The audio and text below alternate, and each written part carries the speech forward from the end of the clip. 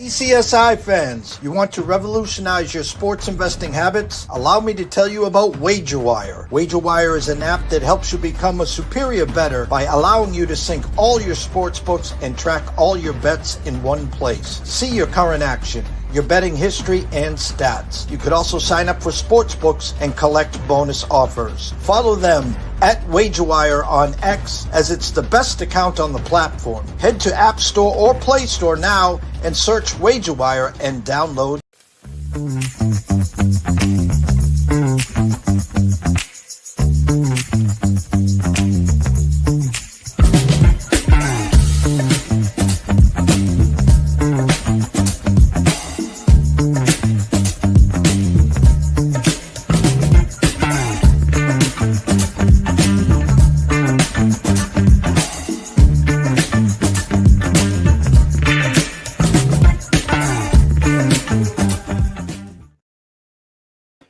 Good morning, sports fans from all around the globe. I am the host, Jeff Dawson, East Coast Sports Investors, and it's that time of the week for Tea Time Wagers. Good friend and colleague, Mr. Brady Kannon, as we are up to number 3 in the PGA 2025 season of the majors. Of course, Rory McIlroy wins the Masters. Scottie Scheffler says, hold my beer, as he wins the PGA. And we're heading back to Oakmont, where I would take a penalty stroke, Mr. Kannon. I'd have one less club, and I'd have a weed whacker in there for the rough. So I would do everything in my possibility. There's going to be carnage, and more carnage. Last time, it was at Oakmont 2016. And here's a name most of you haven't heard from in a while, Mr. DJ. Dustin Johnson wins it there. So first and foremost, a shout out to our proud sponsors and partnerships. It's WagerWire. Head on over to Google Play. Download the app. It is free. Great community. Jump on board. Have some fun with it. We're going to be talking about them, not just in 2025, 2026 and beyond. AtlantaSteaksandSeafood.com. Head on over to Facebook, introduce yourself to Terry Smith, and then while you're there, head on back to AtlantaSteaksandSeafood.com. Steaks, seafood, chops, appetizers, wines, and I'm going to screw this up, but here you go. He's got something for Father's Day that is second to none. See if we do it there. 2 free New York strips or 6 Wagyu burgers with any order over $199. Use the promo code DAD. That's either 2 New York strips or 6 Wagyu burgers. Promo code DAD. Any order over $199. Terry's the best in the business. His product's second to none, and his customer service is even better. So without further ado, let's bring him in. Mr. Brady Kannon.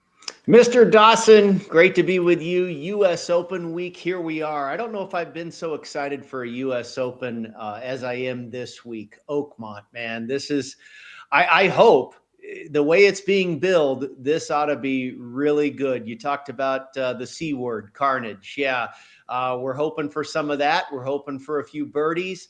The winning score proposition bet out here in Las Vegas, and I've seen at other shops around the country, 1.5 under par. Not expecting a birdie fest in the least here. And I notice your graphic there. A lot of people will be kind of talking about that type of thing throughout the week. You see the videos now with the guys dropping the balls into the rough. What you're showing there is about shoulder high grasses. And yeah, there's probably those to be found as well out at Oakmont. You know, they have these gullies. It's like Henry Founds, the guy that designed this thing. He traveled the world, looked at a lot of links golf courses, looked at all the golf courses out there possible, and wanted to build the most difficult thing you could imagine. And every time, somebody found a way out or a bailout area, he'd put another bunker in there, or he'd put another gully in there. And what he's turned out is, over the years, that was 1903. Of course, Gil Hansen, his team came in 2023, did what they do, a tremendous restoration project. And hopefully what we have here is just a remarkable test of golf for a championship, Jeff, as you know, that is billed as the toughest of all the majors, the toughest examination of golf. And now we take that toughest of all the majors to what has literally been called the toughest golf course in the world. So it ought to be quite interesting. I'm really excited. Our good friend, Mr. Brian Gaskell, carnage is coming. It's not the Yankees are coming. The Yankees are coming. It's the carnage is coming. The carnage is coming. And it's kind of funny because doing some research, and of course, for today's show and getting myself all fired up for tomorrow's tea time. No water on the course, but Yeah. 168 bunkers. It almost sounds like one of those across the pond British Yeah. Opens. Very much so. Yeah. And Founds took a lot of influence from, visiting courses across the pond, the link style properties, and you'll get some of that wispy grass and, the church pew bunkers that I think it's the fourth and the eighth hole, if I recall. It kind of connects those two holes. It's 100 yards long. That's really kind of the signature picture that you see of Oakmont. This massive 100-yard long bunker with these tufts in between that look like church pews and grasses that are, 3, 4, 5 feet high off of those church pews. One of the signature characteristics of this course, and the bomb and gouge theory that Bryson employed at Winged Foot. Now, I think Winged Foot is a correlated course, but different. Oakmont is kind of like Winged Foot on steroids, where, like I say, DeChambeau employed the bomb and gouge theory, didn't care where it landed, just hit it as far as he could, and obviously that led him to victory. I don't think it's going to work here at Oakmont. Not only is the rough starting at 5 inches and they'll let it grow throughout the weekend, it's wet. They've had rain in the area. That makes it even more difficult. But then also you've got the bunkers that you mentioned, 168 of them. These fairways, I think Augusta National is also a correlated course. Not that these layouts are really anything similar, but the fairways, as you know, at Augusta, rarely do you get an even lie. The fairways are canted and slanted, and you're always hitting the ball below your feet or above your feet. That's what we get here at Oakmont as well. And then other than the greens at Augusta, we never really see greens like what we see at the Masters, except for here at Oakmont. Now, they are massive putting surfaces, big like Augusta or the Plantation course at Kapalua, and they are brutally fast. They're Poana. They're not bent grass like Augusta National, but they are lightning fast, maybe even faster than Augusta National. So it's like you take every little nook and cranny of what you can do to a golf course to make it the most difficult test imaginable, and it's like Oakmont has it all. It's got rough, it's got bunkers, it's got fast greens, it's got tilted fairways. I mean, it's going to be fun. Angel Cabrera won here. His winning score in 2007 beat Jim Furyk and Tiger Woods by a stroke with 5 over par. DJ, as you mentioned earlier, Dustin Johnson won his very first major here in 2016 with a winning score of 4 under par. And a lot of people that I've spoken to this week feel that it might be similar to what we saw in 2016 because there was some rain in the area that year, and that softened up the course a little bit. The greens have the sub-air systems like they have at Augusta National, so those should remain pretty firm and fast, maybe a little bit receptive to us to begin on Thursday, maybe even into Friday. But you will have some moisture in the fairways and the rough, and that can change a golf course in a number of different ways. I think you'll find Thursday and Friday to be beautiful and sunshiny without much wind, but then a chance of thunder showers over the weekend. So I think there's going to be a little bit of moisture on the course. And, right off the top, I'll tell you that has me leading towards this winning score proposition bet being to the under. And I did play that here at the Westgate Superbook in Las Vegas. Spoke with our friend out there, Jeff Sherman, who felt he was going to start the prop at 2.5 under par and said, I got to check the weather. When he opened it up, he came at 1.5 under par. And I went under. I think your winning score is going to be 3 or 4 like we had in 2016 for 2 reasons. Because you have a little bit of a softness, some moisture in the fairways and whatnot. And the other thing is, these guys are just so darn good. They figure out a way to make a couple of birdies here and there. No, I don't think it's going to be crazy at all. But I think there's anybody in this field that would probably take about 2 or 3 under right now. I looking at the weather, it looks like hot and humid Thursday and Friday, and then mid 70s on Saturday, and then Sunday I thought I saw 71. And I mean, it's not cold, don't get me wrong, but it's almost kind of strange when I was looking at the weather here. And then I'm like, all right, well, 156 golfers tee this up, 60 make the cut. 60 in ties, is I would assume, correct? Yeah, yeah. Okay, so we're gonna take about 90 out of the field. I have to go through my routine here with you, Brady. I think the physical part is obviously a big part, but the mental part between the ears, there's going to be some holes that you take your double bogey with pride and get the hell out of Dodge and get to the next tee box. And I think there's some guys here that are going to blow up like a wood tick because they got the physical part down, but the mental process. And I'm going to start with my number one guy, Rory McIlroy. I think since he's won the Masters, he's lost. And listen, I wouldn't be shocked on Saturday and Sunday if he's atop fighting for this trophy. I wouldn't be shocked, Brady, if Friday, if he's jumping in his rental car and heading home and he missed the cut. I totally agree with you. And I would probably be more surprised about him being top 5 on the weekend and contending. I think, and this is fine. Rory has a lifelong pass. After what he did at Augusta, there's nothing more that he can really attain at this point. Everything from here is downhill, and whether you want to take that as a positive or a negative, he can't ascend much higher than where he is in winning the career Grand Slam, tops it off with the most brilliant Masters you've ever seen in your life. And yeah, obviously, this guy is still recovering from a little bit of a hangover from that, misses the cut by a mile at the RBC Canadian Open, where he practically owns the place, So, but it's fine. He's got a lifelong excuse, like I say. But for our purposes here, no, I'm not going to bet on him. In fact, my colleague at Sports Grid, Keith Stewart, liked the bet of Rory to miss the cut in the neighborhood of 3-1. I almost went there myself, but I felt, okay, maybe I'm getting a little bit too reactionary off of what we've seen, not only at the PGA Championship, but last week in Canada as well. But like you say, I wouldn't be surprised at all. The mental test here, I mean, the patience, the resolve, who adds up to having the most of all of that? Yeah, that guy, double S, Mr. Scheffler. You know how he is. He's unflappable when he walks around the golf course. He's got the patience. He's got the game.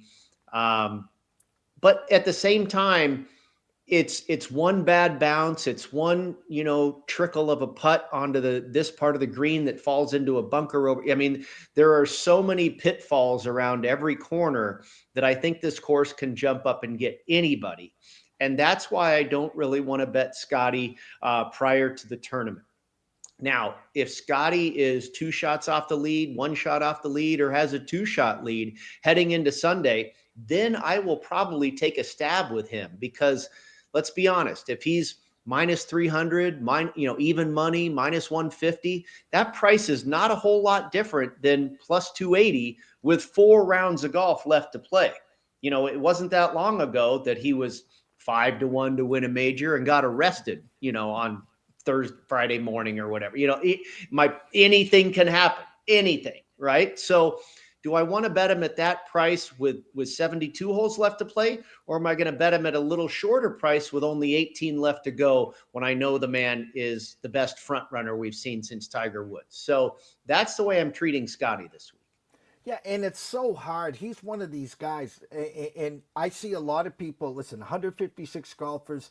You're getting them right under 3-1. I know some guys that got 2 and 3 units on him. Set it and forget it. And if he wins, he wins. If not, oh well, I took my shot. I got others that are saying, I'm going to wait till after round 1. Hopefully, he's 4 or 5 back, and I'm going to get a bigger number. As you know, Brady, there's Rory. There's Scheffler. There might be a John Rahm or someone that's 5, 6, 7, 8 back, and you're not going to get that 9, 10, 11 to 1 because they're the top of the top. Yeah. I mean, I think what we have coming into this championship, and it's really interesting with your handicap because of the price on Scottie, it's pretty prohibitive, right? So you're like, okay, where else can I go? And you look at the big five: Scottie, Rory, Bryson, Xander, and Rahm. You probably have to have at least one of them on your card. And then after that, you get into the Obergs and the Niemans and the Cantlays and the Fleetwoods and the Morikawas, and where do you go there? Then it's Hovland and Spieth, and there's probably going to be some Harris Englishes, and I'll turn back the clock, the Jeff Maggerts of the world, and the Jim Furyk's and the Corey Pavins. There's going to be those guys, the David Toms. Those guys have all done extremely well here at Oakmont. I think this course will cater to any type of player. The plotter, the short hitting player that hits it dead middle of the fairway 90% of the time, the Fred Funks, those guys are going to have a chance here as well. This golf course is long, almost 7,400 yards in a par 70, but I don't think it takes the shorter hitters out of play because there is so much, trouble for the Bombers that. And I've heard the guys say from Oakmont this week, and I believe this in my handicap, and now we've heard the players back it up. Accuracy trumps distance this week. And, Dustin Johnson, when he won in 2016, ranked number one in the field for total driving, a combination of length and accuracy. He was 18th that week for driving accuracy. Who finished runner-up in 2016 and in 2007? Jim Furyk. The quintessential U.S. Open type player. Didn't hit it long, but was deadly accurate, hit greens in regulation, and made a few putts. So I think, like I say, you got to have one of the big five on your card who are more of the Bomber style, but you also got to have a few of those David Toms, Corey Pavin, Harris English type guys on your card as well, because I think you're going to get a mixture of everything, all of the above, in that top 10 of the leaderboard come Sunday. Well, we could talk for hours just leading up to this. So let's give you some correlated courses. You already talked about a few of them, but I'll give you the stage again for your correlated courses. Yeah, let's see. Augusta National, I mentioned, and again, it's not. Augusta has huge, big, wide fairways. Oakmont's fairways are 28 yards wide. So, there's a lot of, Oakmont has the rough.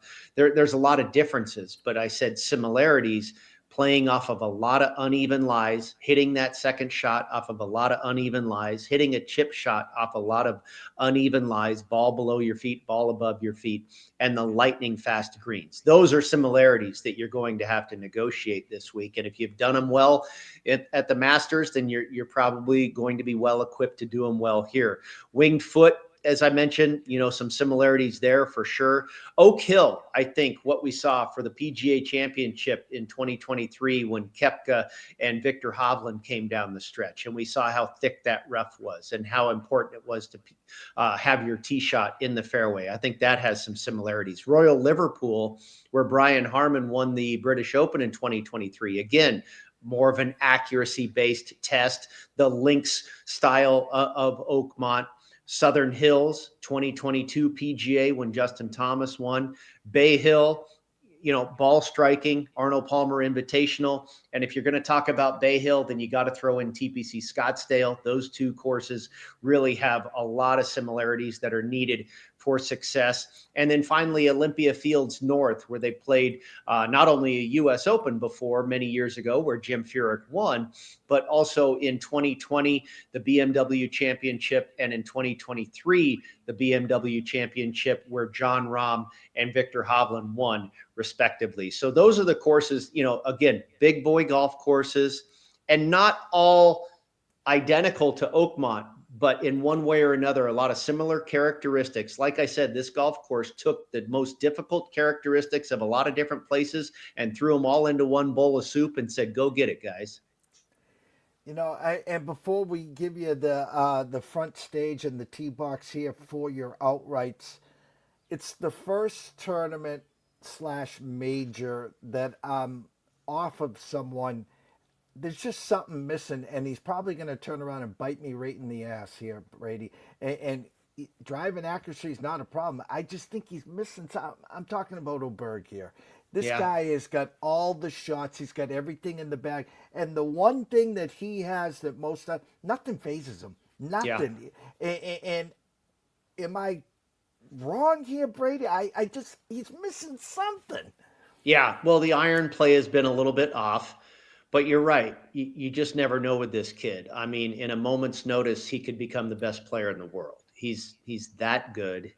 And I think you never know, you know, you have ebbs and flows of form, and right now he was certainly on a low, and now he's improved a little bit. I'm trying to remember. I'm trying to remember if it was the Memorial or Canada, but he's had a couple of pretty decent finishes in a row. Now he missed the cut at the PGA. I think that was kind of the lower point. Obviously, he won at Torrey Pines earlier this year, and there's nothing wrong with that as far as the way it translates into U.S. Open success. We know about Torrey Pines. U.S. Open venue, thick rough, big boy golf course, total driving. That's another. You can also look at Torrey Pines as a possible correlated course here. Again, not necessarily similar to Oakmont, but total driving. Extremely important. You've got to be long and straight. So yeah, Oberg is one of those guys that is just outside of the big five where, yeah, you go, okay, I can get him at 25-1. Yeah, and that's are the irons going to fire this week? I mean, I think it's very difficult to land on anybody this week without question marks. Scottie may have the fewest question marks, but this golf course can jump up and bite you in so many different ways that it's hard to, I believe, feel confident, really confident about anybody this week because there is so much unknown. There is so much carnage. Like I said, a weird bounce here, a trickle over here. And this golf course lends itself to such volatility that I think it makes it extremely unpredictable. Well, we're going to put you up on the first tee box. Your outrights here. I did add your top 10/20s with each golfer to make it a little easier on you as well. Okay, very good. Yeah, so we'll start at the top of the board. John Rahm, I mentioned you got to have one of the big boys on your card, and I think Rahm for me is the pretty obvious choice as the best challenger for Scottie at a good number as well. You know, I've seen anywhere from 12 to 14-1. And that's a pretty darn nice number on a guy like John Rahm, who, by the way, has never once in his LIV golf career finished outside the top 10, including a couple of victories. And you look at what he's done recently. We mentioned Royal Liverpool. In 2023, he was runner-up there to Brian Harman. You go back to the Olympics where he put a charge into that and challenged Scottie until Scottie went berserk. You go to the Open Championship last summer where he made a nice run and finished top 10. The PGA Championship just a month ago, he was right there and had a real unlucky bounce on that par 5, and maybe things would have gone differently if that bounces his way rather than bouncing Scottie's way, so to speak. So he is very close once again. Obviously a former U.S. Open winner at Torrey Pines. He's got an immaculate, I mean, he's a Masters winner, right? He was fantastic at Phoenix, the Phoenix Open, where he's finished top 10 5 times. Olympia Fields, he won there in 2020. So he pretty much checks all the boxes, Jeff. And the other thing is, when you have lightning fast Poa annua greens like we have right here, who's the best in this field at putting on those surfaces? John Rahm, just like he did with birdieing the final 2 holes to win the U.S. Open in 2021 at Torrey Pines, which, oh, by the way, has Poa annua greens. So Rahm was the guy I had to go to. Xander, he's nowhere close to the form we saw him last year when he won 2 majors. I don't think he's that far off, but he's I don't think he's going to win. I don't think he's ready yet, even though that number looks juicy on him. Rory, we've talked about him. I don't think Rory's coming back to the major championship stage for a minute. DeChambeau, I don't think he's going to defend his title. He's never defended his title before. The bomb and gouge approach is not going to work here, in my opinion. Scottie, again, we've talked about him. I can't bet him pre-tournament. In game, yeah. When he's at even money and he's 3 shots off the lead, maybe he'll get some of my money, but not right now. So not only does that leave me with Rahm, but I also feel very good about Rahm making a charge here and having a good run. My next shortest shot was Patrick Cantlay at 46-1. This was the last guy that I added to my card. I thought long and hard about Corey Connors. Taylor Pendrith is an interesting choice, hits it long and straight. But Cantlay is that. I don't, that's the other thing about Oberg, Jeff. I don't know if you're going to get a young gun here. I think it's going to take some scar tissue and some experience to weather this storm that Oakmont is. The patience that is needed, the resolve, the intestinal fortitude. I don't know if a 22-year-old goes out here and wins this thing. I mean, it seems like it's going to take some experience to me. And Cantlay has that. And he is like that, boring player, that US Open type player that hits the fairway, hits the green, makes a par, and goes on to the next hole. Nothing's ever exciting. And that's Jim Furyk. That's Lee Janzen, and by the way, this has really been his best major. I know he hasn't had a tremendous amount of success at majors, but if you look at his last 4, he's gotten progressively better. 15th, 14th, 14th, and 3rd last year at Pinehurst. In 9 visits to the US Open, Patrick Cantlay has never missed the cut. That tells me he is that type of player, and you can see it. You watch him play. He is that type of boring US Open player, and I think he could have another really good week.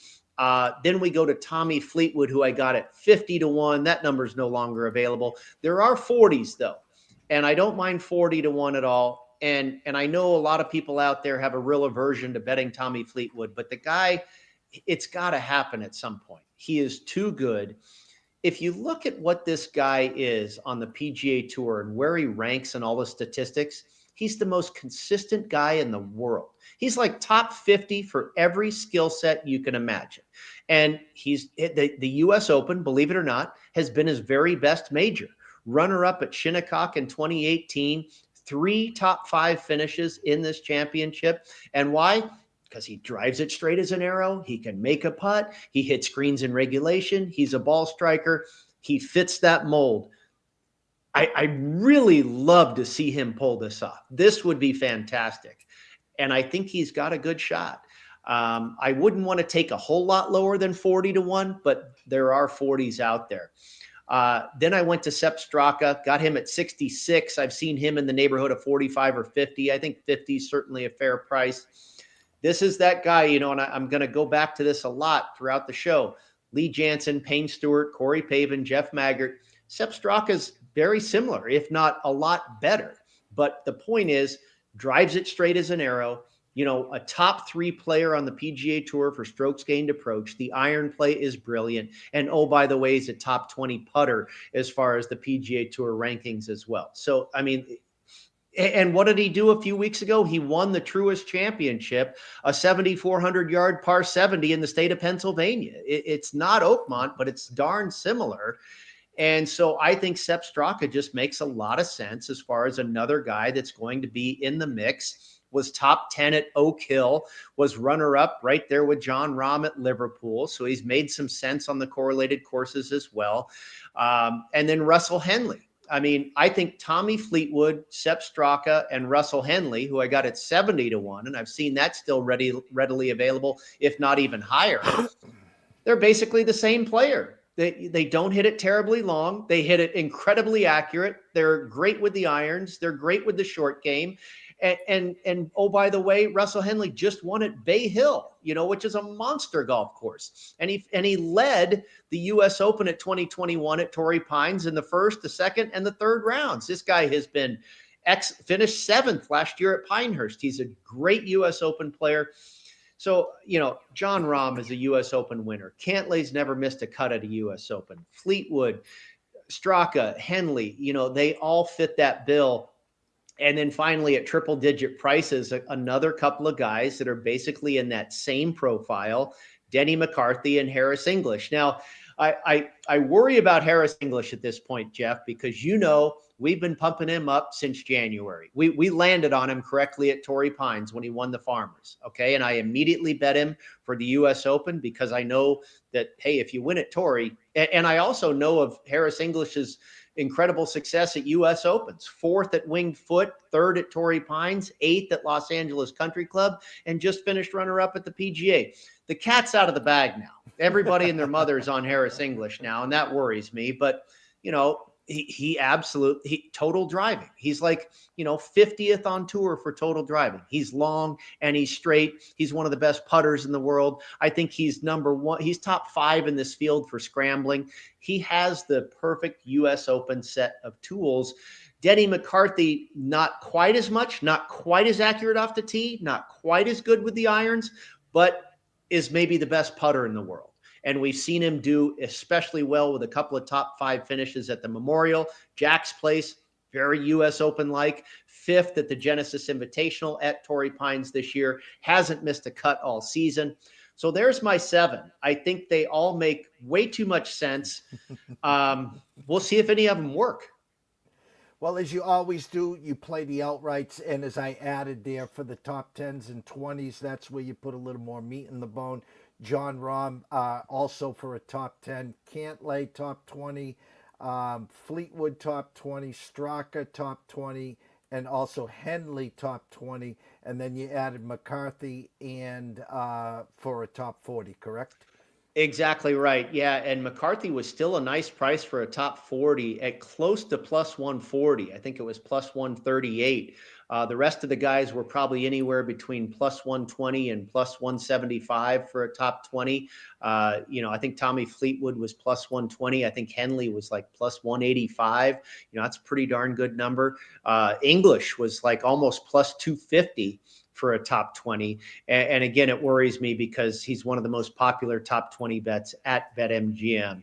Again, the cat's out of the bag there, but hopefully he's able to overcome those expectations. And then Rahm, too expensive for a top 20, I think around minus $2, but in the neighborhood of plus 125, I believe, or so for a top 10 finish. And you talked about it earlier in the show, but you added the prop for the winning score under 278.5. Yeah, I think, basically my reasoning is twofold. Well, threefold, I guess. First of all, Jeff Sherman told me he was going to open at 2.5 and I could get 1.5 down the street. And I said, okay, I respect Jeff. If he's thinking a stroke better than 1.5, I'm going to take that 1.5. Then he turns around and he goes, I got to check the weather. And I thought he would stick with 2.5, given what the weather looks like, because it could make this golf course a little softer as we've gone over.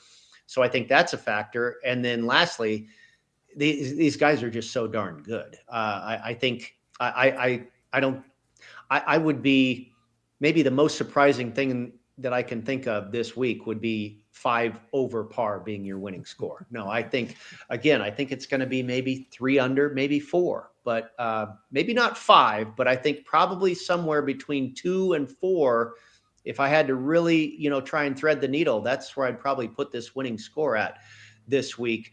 So I think it's going to be fantastic. Like I say, I think all my guys, and I did some first round leaders too, Jeff, and I went with guys that I have outrights on. I think you have to get out to a decent start here. You're not going to be able to make a bunch of birdies. It's also really interesting too. I saw something last night that Dustin Johnson, when he won in 2016, didn't necessarily make the most birdies. I don't think he did. He didn't make the most birdies here. I believe how you win at Oakmont and how Dustin Johnson won at Oakmont in 2016, you make the fewest bogeys. Again, par is your friend at Oakmont and at the U.S. Open. And I think that's what a lot of my guys do. They've got to, gosh, if you can go into the weekend at even par, I think you're in a great spot. So first round leader went with John Rahm, 25-1, Sepp Straka at 50, Russell Henley at 60, Corey Connors. I told you he almost made my outright card.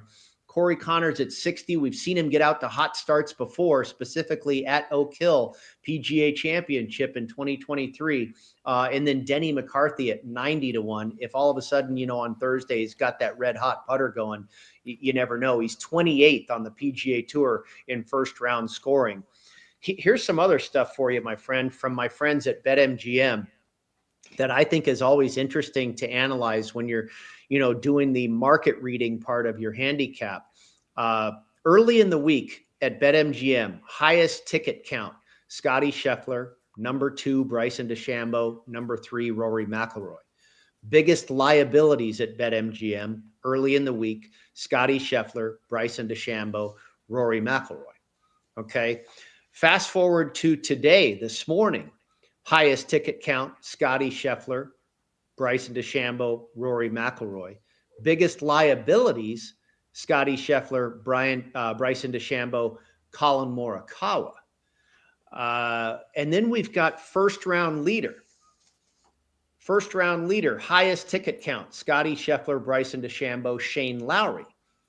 Biggest liabilities for first round leader at BetMGM, Scottie Scheffler, Chris Gotterup, and Keegan Bradley.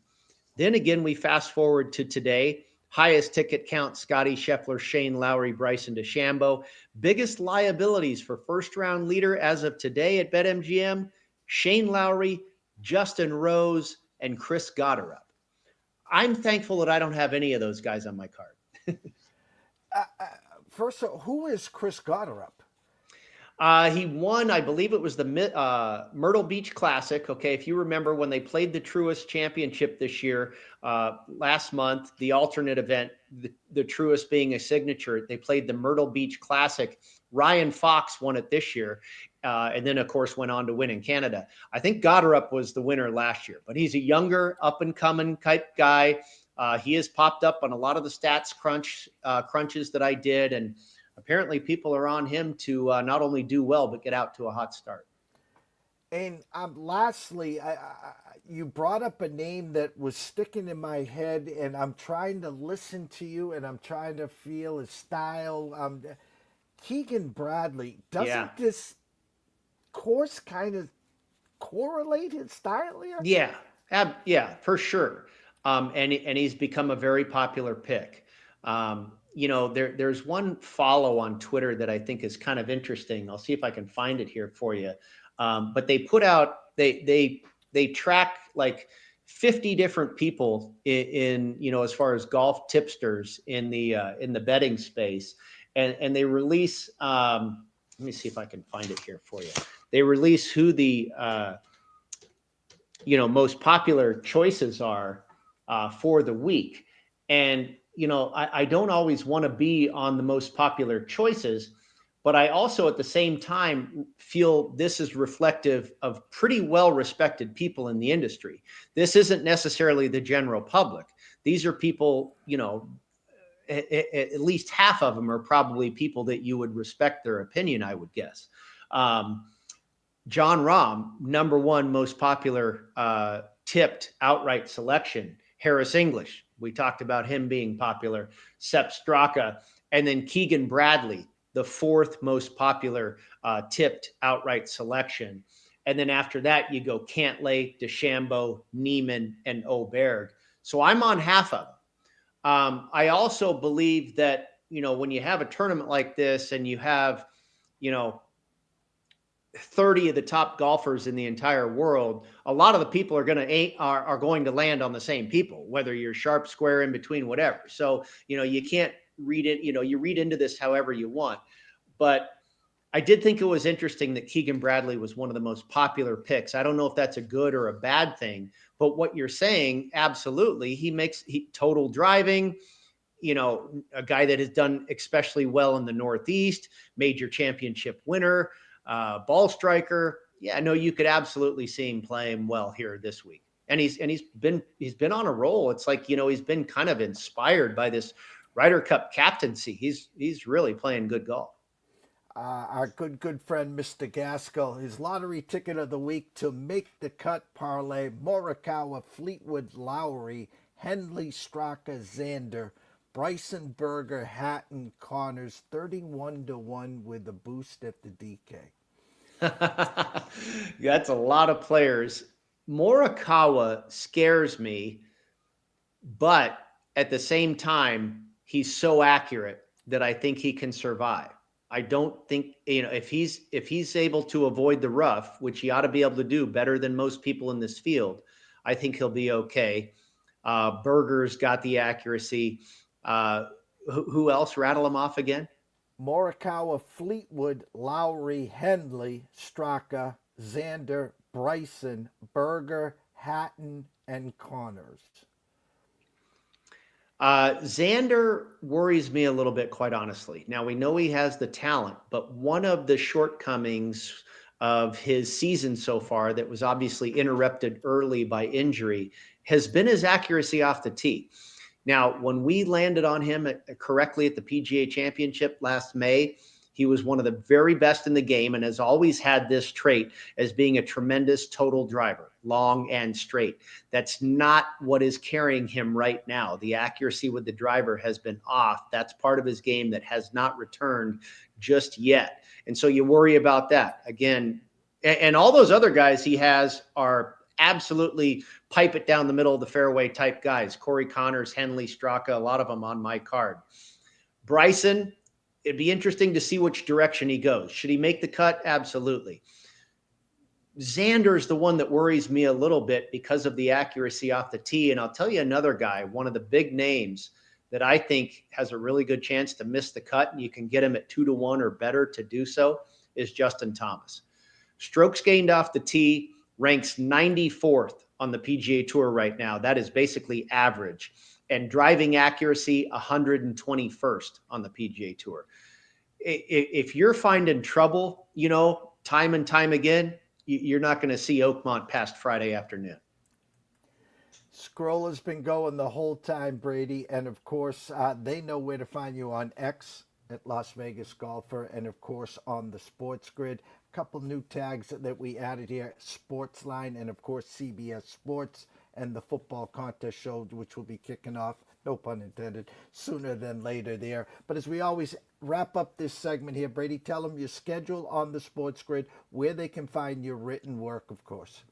Yeah, golf.com. You can find my article up there with all the outrights, further detail if you want to dive in here. And then also at CBS Sportsline, sportsline.com, a full card of plays there. The golf.com is just the outrights. The Sportsline stuff will go through all the finish positions and proposition bets like we talked about here on the show. And then on the grid later today at 6:45 Eastern time, we'll be on for a couple of segments there with Kevin Walsh.